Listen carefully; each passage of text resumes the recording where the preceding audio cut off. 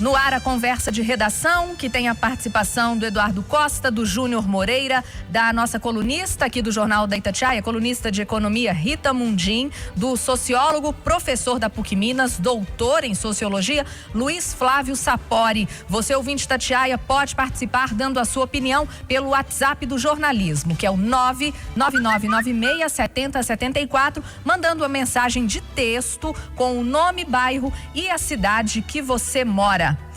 Ô Luiz Flávio Sapori, o Superior Tribunal de Justiça afasta Wilson Witzel do governo do Rio e operação prende o pastor Everaldo, presidente do PSC. Bom dia. Bom dia, Aline, Júnior, Rita, Eduardo, ouvintes da Itatiaia. Aline, a degradação, né, da elite política do Rio de Janeiro parece que não tem fim, né? Júnior Moreira, parece que pelas minhas contas, eu não sei se eu estou correto, é o 6º governador, ou é o corretíssimo, 6º governador, Sérgio Cabral. Vamos lá, vamos fazer a lista, começou com...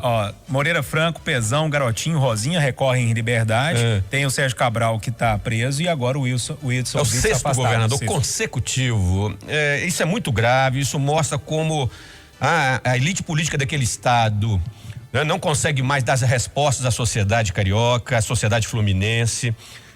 E isso, do ponto de vista da vida dos moradores, né, da população do Rio de Janeiro, é muito grave. A segurança pública, por exemplo, essa semana, Aline, as cenas de guerra urbana na cidade do Rio de Janeiro foram gravíssimas, né?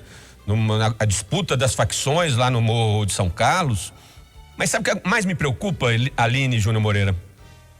É o fortalecimento das milícias. À medida que a política do Rio de Janeiro se degrada, à medida que a corrupção toma conta da política, quem se fortalece, digamos, é a política informal, é o poder informal, é o Estado paralelo, as milícias. Isso é uma situação, Júnior, muito mais grave do que as facções do tráfico de drogas.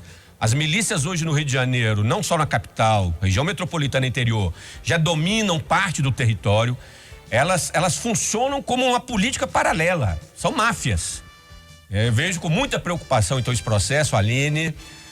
Não vejo luz no fim do túnel, infelizmente. O Eduardo Costa, o Juliano Martins do Padre Eustáquio disse aqui: absurdo uma decisão monocrática, e é um erro, já que ele foi eleito pelo povo. Onde isso vai parar? Bom dia. Bom dia para todo mundo. Ô Juliano, às vezes a justiça, ou fazer justiça, exige um remédio para estancar a sangria. Esse remédio é o afastamento monocrático numa primeira instância, mas você não tem a dúvida que logo o plenário do STJ vai ratificar ou não o afastamento. Às vezes é preciso, faz parte do processo legal no país. E eu diria para você, meu caro, que é com uma tristeza enorme que a gente tem que divulgar isso. Primeiro, pela quantidade de governadores, como lembrou o Sapori. Segundo, que como é que eu peço para as pessoas, e eu gosto de pedir, ainda mais ano que tem eleição, vamos votar direito, vamos votar direito. Aí você cansa de uns políticos tradicionais como Garotinho, né? Como Sérgio Cabral, e vai para um juiz cujo presidente do partido é o pastor Everaldo. E diz o STJ que os dois estavam roubando o dinheiro da Covid. Ontem ele chegou a atribuir a culpa daquelas 24 horas de horror no Rio ao STF, que proibiu as ações nos morros e favelas. Mas agora hoje a gente sabe que a verdade é outra. E para fechar, eu preciso dessa cutucada, que me perdoe os cariocas, mas ontem eu ouvi um representante da cúpula da segurança do Rio dizer que não houve falha na inteligência, que eles tinham sim informações, rumores de que haveria estresse no Morro de São Carlos, na área central, mas que não houve erro de inteligência.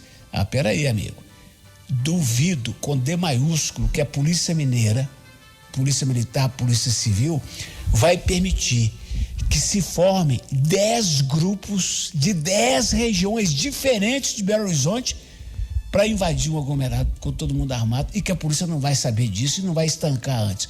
Duvido, é isso ali. Ô Rita Mundinho, nosso ouvinte Pablo, lá de Governador Valadares, diz que infelizmente a corrupção na política brasileira é sistêmica, pior que qualquer pandemia ou doença. Bom dia. Bom dia, eu concordo com ele, e é isso que tem que ser atacado, é isso que tem que ser combatido. E que o que me preocupa sobremaneira, que o Rio de Janeiro, de certa forma, é o berço da nossa história. Aí tem aquela coisa, né? Eu sou você amanhã. Então, o que está acontecendo no Rio tem que ser olhado assim com lupa e estancado quase que imediatamente, para que isso não contamine ainda mais os outros estados. A gente tem que lembrar que a gente tem origens históricas, culturais, né? E o Rio de Janeiro foi o berço, né, da nossa origem cultural, e tudo na vida é uma questão de cultura. Então nós temos que mudar essa cultura, nós temos que quebrar esse poder paralelo, e tudo isso emana do poder excessivo que os políticos passaram a ter no Brasil a partir da entrada muito forte do papel do Estado na economia. Quando o Estado se faz muito presente em negócios, ele leva à corrupção. Então, o papel do Estado é produzir aquilo que está faltando no Rio, é produzir segurança de qualidade. O Estado tem que se focar em produzir segurança, em produzir saúde, produzir educação, porque um povo bem educado tem um salto na vida de qualidade no que diz respeito ao respeito é demais, mas é isso mesmo. Então, o Estado brasileiro se afastou das suas funções básicas, saúde, educação e segurança, para alimentar quadrilhas de partidos políticos. É por isso que o Witzel está sendo afastado, é por isso que tem um pastor preso, porque os partidos políticos se transformaram em indústria da corrupção e em indústria de roubar o dinheiro da sociedade brasileira. Então nós temos que estancar isso. O Rio de Janeiro tem que ser um exemplo a ser sanado rapidamente. O Júnior Moreira, a defesa do governador Wilson Witzel, disse por meio de nota que recebe a decisão com grande surpresa. Todos os políticos dão essa nota, né? Não desconheço as investigações, recebo com surpresa. É comum da gente ouvir isso no jornalismo, né? Quando a gente vai procurar uma resposta do político que está em maus lençóis. Aline, Sapori, Rita, Eduardo, bom dia para todo mundo que está ouvindo Conversa de Redação. É uma história muito complexa essa do governador, porque não é só o governador, né? Tem o vice-governador, com busca e apreensão também, o presidente da Assembleia Legislativa, ou seja, toda a linha de sucessão do governo está ali na mira da polícia, né? A que ponto chegamos lá no Rio de Janeiro? Eu conversava agora com o Jonathan Ferreira, que é o nosso repórter lá do Rio de Janeiro, que está cobrindo durante essa manhã essa busca e apreensão, esse pedido de afastamento do governador Wilson Witzel, e ele falava exatamente isso. Olha, independentemente de quem ficar no cargo, se o Witzel volta ou se o Cláudio Castro assume, o Rio de Janeiro terá até o fim do mandato, mais 2 anos pela frente, de um governador fraco. Seja, se for voltar o governador Wilson Witzel ou se ficar o vice-governador, né? Até porque tem buscas na casa do vice-governador, né?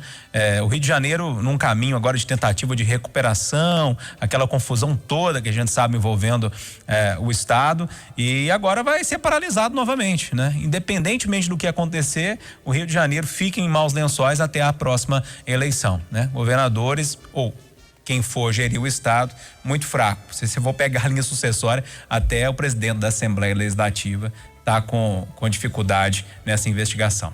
Confusão. Rita Mundim, vamos falar de economia. Próximas parcelas do auxílio emergencial devem ser de R$300 até o fim do ano, e o anúncio do Renda Brasil previsto para hoje fica para depois. Pois é, isso foi muito bom. Eu acho que o mercado hoje vai abrir bem mais tranquilo, porque além disso tudo, né, de dar tempo para a equipe econômica costurar um redesenho aonde ela consiga a fonte dos recursos e consiga de forma, né, real, sem pressionar o teto dos gastos, aumentar a base, aumentar o valor do auxílio emergencial. Isso vai ser muito bom para todos nós. Isso é muito bom para as camadas mais atingidas, né, no país, as camadas mais pobres. E além disso, nós tivemos ontem um fato inédito, porque as reservas brasileiras, em razão da valorização do dólar, em reais, elas tiveram um ganho de mais de 400 bilhões. E parte desse ganho, 325 bilhões, com a autorização do Conselho Monetário, o Banco Central transferiu para o Tesouro, para que o Tesouro consiga uma folga de caixa, porque o caixa do Tesouro estava muito apertado.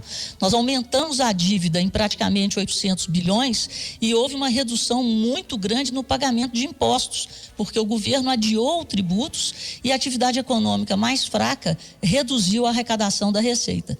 Então, nós estamos fazendo... Olha como que essa equipe econômica é boa. Então, essa transferência de parte desse lucro das reservas, ela vai dar calma para o Tesouro Nacional, gerenciar o seu caixa até que a atividade econômica retome o seu ritmo normal. Então, as coisas estão caminhando num sentido muito positivo e esse redesenho do Renda Brasil, ele vai permitir com que o mercado também enxergue que não está havendo exageros na gastança, ou seja, os recursos virão de fontes apontadas e de forma clara e transparente, como tem sido até hoje, será dito qual será o número de brasileiros beneficiários, né? Porque eles querem passar aí, aumentar em torno de 10 milhões de pessoas. Então, eu acho muito positivo a forma que arrumaram. E para acalmar, o auxílio emergencial está prorrogado, R$300 até o final do ano. Concorda, Eduardo, com a opinião da Rita Mundim sobre a equipe econômica do Bolsonaro? O cara que precisa dormir cedo como eu costuma acordar na hora prevista e costuma antecipar. Essa noite foi uma daquelas que eu acordei às 4 da manhã, 3h30, 4 horas, e eu fico escutando rádio, né? Eu sou radiomaníaco. Aí eu escuto a prosa ruim do Júnior lá no Café com Notícia, e vou na Rádio São Paulo, e vou no Rio, e vou no sertanejo, escutei uma música do sertanejo do Cachorro Pitoco, que eu vou tentar achar pra rodar no Chamada, adorei. Aí eu escutei umas informações e fiquei pensando assim, gente, como é difícil ser presidente de um país do tamanho do Brasil, do jeito que ele é. Vejam, senhores, o IPEA, que é um órgão sério, diz que 4.600.000 famílias brasileiras viveram nos últimos meses única e exclusivamente do auxílio emergencial. Quase 5 milhões de famílias. Multiplica por 4, 20 milhões de pessoas. Quer dizer, não tem jeito deste governo brasileiro ou qualquer governo no mundo não botar dinheiro para segurar a pobreza daqui para frente. Não tem que ter dinheiro. Só que o Bolsonaro essa semana falou assim, o auxílio emergencial era para 3 meses, virou 5 e não dá para dar mais. R$600 é muito. E foi criticado. Esse presidente é porque não vive com R$600. Ontem ele falou na live dele que R$600 por mês significa, gente, 50 bilhões de reais para o governo gastar. 50 bi! Se os meus números não estão errados, o governo gasta com Bolsa Família pro ano inteiro 33 bi. Veja o tamanho dessa pancada. Não há caixa que resista. Houve a transferência do dinheiro lá do Banco Central, como disse a Rita, mas nem assim dá conta. Então, ajeitou ali para 300 e vão tocando o bonde. Porque não há milagre. Meus amigos, o governo federal gasta 80% de tudo que consegue arrecadar só com previdência e funcionalismo. E há uma expectativa de que ele possa ter uma folguinha, porque a Câmara teve juízo que o Senado não teve de brecar aquele aumento do funcionalismo. Mas ainda assim, praticamente não sobra nada para investir. E, pressionado pela política, o governo está liberando 6 bi para investimentos, mas definidos por deputados e senadores, ou seja, a prioridade deles nem sempre é a do país. Quer dizer, é muito difícil, a gente tem que ter compreensão, viu, minha cara Aline? Sapori, R$300 aí tá um valor relativamente bom? Olha, bom não é, mas é o que é possível, né, Aline? Considerando, né, a disponibilidade de caixa, né, da União. Concordo com o que disse a Rita e o Eduardo. Não há como a gente manter, infelizmente, né, os R$600 até o final do ano. São quase 50 bilhões ao mês, como, né, foi bem dito aqui. A manutenção do auxílio emergencial me parece fundamental. Ele é decisivo para atenuar os efeitos perversos, né, da recessão econômica que a pandemia gerou. Então, há algo que deve ser mantido. E os R$300, se não são ideal, Júnior Moreira, eles pelo menos vai garantir, né, uma atenuação desses efeitos sociais, né, de pauperização crescente, de miserabilidade. E a minha expectativa é que esses R$300 sejam mantidos a partir do ano que vem, né, com o Renda Brasil. Essa me parece seria uma decisão bastante sensata do governo federal. Então, não há como evitar, R$600 seria o ideal, mas não, infelizmente não tem jeito, né, Júnior Moreira? Ô Júnior, o Valdeci do Santa Efigênia disse aqui pelo WhatsApp, R$300 os brasileiros vão gastar só com as contas e para comprar alimentos e remédios. O problema é que para as pessoas é pouco, né? Realmente é pouco, mas para o governo é muito. Então uma conta que é difícil de fechar, uma equação difícil de fechar. Mas para mim nessa história não tem muita novidade. O Renda Brasil a gente já sabia que ia ser mais ou menos em torno de R$300 até o fim do ano e assim o Renda Brasil ganha um pouquinho mais de tempo para ser estudado melhor e a equipe econômica entender de onde vai tirar esse dinheiro para continuar com o Renda Brasil, né? Eu acho que esse anúncio do auxílio emergencial é exatamente para isso, para que a equipe econômica ganhe tempo e assim ela consiga fazer uma proposta que agrade o presidente Jair Bolsonaro em torno dessa Renda Brasil que deve ser uma renda permanente de ajuda aos mais pobres, né? O Eduardo, avança a flexibilização em BH. Academias, clínicas de estética, parques, praças, bares e restaurantes estão liberados em Belo Horizonte. Agora está faltando as escolas, né? E quando você ouve os educadores, eles estão numa aflição, somente os educadores infantis. Eu fico sensibilizado, mas se você fizer uma pesquisa com os pais, a maioria não quer mandar, não. Então, eu acho que faz bem a flexibilização aí no ensino médio, no ensino superior, com os protocolos e as medidas, né, de cautela, tudo bem. Mas vai ser difícil voltar. Esse é um debate difícil da educação infantil. E, no mais, é torcer para que as coisas aconteçam, fazer o lembrete de todo dia. Se cada um de nós ajudar, se cada um de nós fizer a sua parte, segurar a onda, vai dar para a gente sair dessa. Nós estamos saindo. Mas podemos ter um cenário complicado que nunca tivemos se a gente não tiver juízo. O negócio é ter juízo, usar a máscara, manter o distanciamento e tomar uma de 2 metros de distância falando com o outro. Fala baixo aí que senão eu grito. Rita Mundim, tem muita gente animada, né, com a reabertura das academias, mas muita gente com medo também. E vai depender do comportamento das pessoas, né, e do medo. Né? Quem tiver medo fica em casa. E quem tiver coragem utilize os protocolos para minimizar o risco do contágio. Em relação às escolas, Aline, eu acho que o que está sendo feito pelo Estado de São Paulo é o que deveria ser feito no Brasil inteiro, é a testagem. Então, a testagem, já que é um grupo específico, né, seria uma forma mais segura de tomar a decisão da volta às aulas. Então, o Estado de São Paulo está fazendo isso com sucesso e deu para ver lá, né, que a maioria das crianças são transmissores silenciosos. Sapori, será que escolas reabrem desse ano? Eu espero que não, sinceramente. Me parece que uma questão de bom senso seria mantê-las, né, nessa posição, né, de fechamento, dado que a capacidade de reprodução do vírus, disseminação do vírus por parte de crianças, adolescentes e jovens de maneira geral, Aline, é muito grande, né? Os especialistas nessa área têm destacado isso. Tanto que em âmbito internacional, na Europa, um pouco também na Ásia, as escolas são as últimas instituições a serem abertas, e inclusive estão sendo abertas e fechadas, como é o caso da Alemanha recentemente, algumas cidades da Espanha. Então me parece que de bom senso, vamos manter as escolas, as universidades fechadas até o final do ano, né? Que se invista mais no ensino remoto, no ensino à distância, algo inclusive que talvez a Prefeitura de Belo Horizonte devia levar isso mais em conta, algo que ela não fez, né? Como o governo do estado já o fez. Algumas universidades particulares, as escolas particulares estão fazendo de uma maneira competente. Então, eu acho de bom senso manter as escolas, Aline, fechadas até o final do ano. Júnior.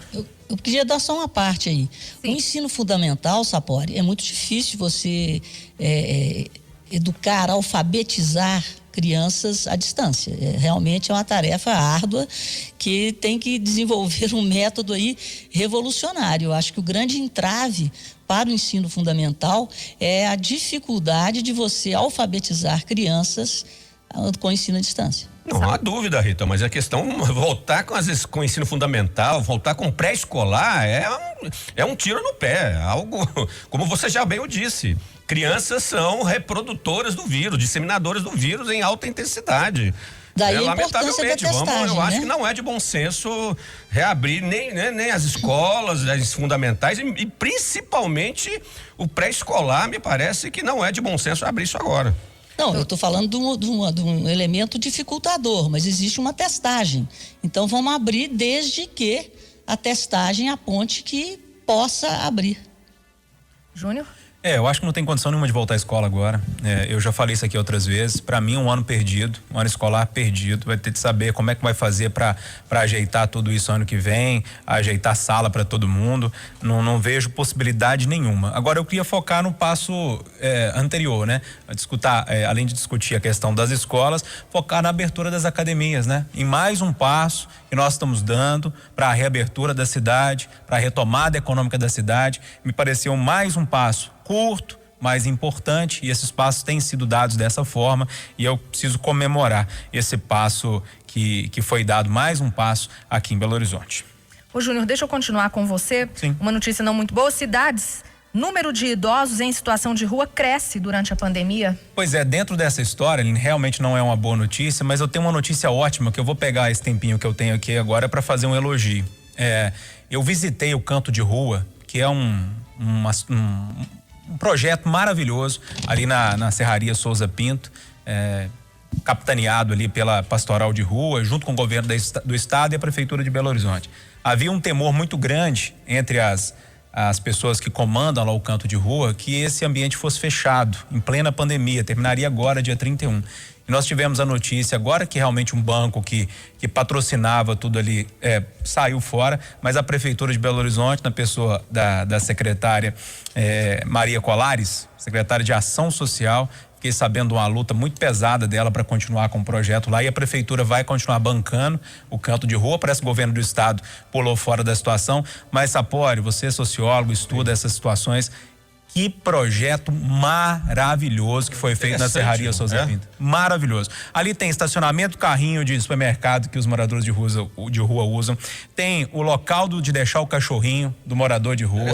Sabe, é um lugar humanizado, corte de cabelo, e ali é feita uma triagem para mandar essas pessoas para casa. Enfim, é um projeto maravilhoso que eu preciso parabenizar a PBH pela continuidade desse projeto. De repente ele pode ser permanente, né? A grande intenção é essa. Não é isso? A Prefeitura pega essa boa experiência, Júnior Moreira, porque lidar com a população de rua é muito difícil. Sim.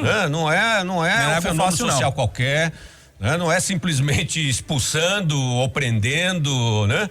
Ou exterminando, como alguns o querem, a população de rua, que você vai resolver o problema. Então, parabéns então à Prefeitura pela essa iniciativa. Confesso que não o conhecia, mas então que esse projeto permaneça. Tomara. Rita Mundim? Iniciativas como essas, elas têm que ser até multiplicadas, né? Como o Sapori disse, a população de rua, ela tem um comportamento totalmente diferente daquilo que a gente pensa, né? Porque muitas vezes as pessoas estão na rua até por opção e não tem gente que é por falta de opção. Mas tem moradores de rua que já tem uma cultura da rua, não sei nem qual geração que já estão na rua. Então esse sucesso desse projeto, essa humanização que está sendo promovida, de repente ele deveria se tornar um projeto piloto para ser replicado em outras cidades de Minas e do Brasil. E você, Eduardo? Nota 10 para o projeto, mas ele ataca consequência. É preciso atacar as causas. E é preciso ter política de habitação e diminuir, porque a cidade está virando um Deus nos acuda. Porque o morador de rua merece a nossa compaixão. Mas junto com ele, como era nos tempos desenfreados dos camelôs, vem o ladrão, vem o usuário de drogas, que inferniza a vida de muita gente. Palmas para a Prefeitura por esse projeto, mas nota 0 para a Prefeitura na política de contenção dessa gente na rua. E morador idoso na rua, aqui, e negros morrendo mais no Brasil, principalmente no norte e nordeste do país, indica o quê, gente? A desigualdade social, a má distribuição de renda histórica nesse país não acaba, e pior, está aumentando, lamentavelmente. E ainda tem um viés racial nessa história toda, né? A última informação aqui do Jornal da Itatiaia: o presidente Jair Bolsonaro acaba de usar o Twitter.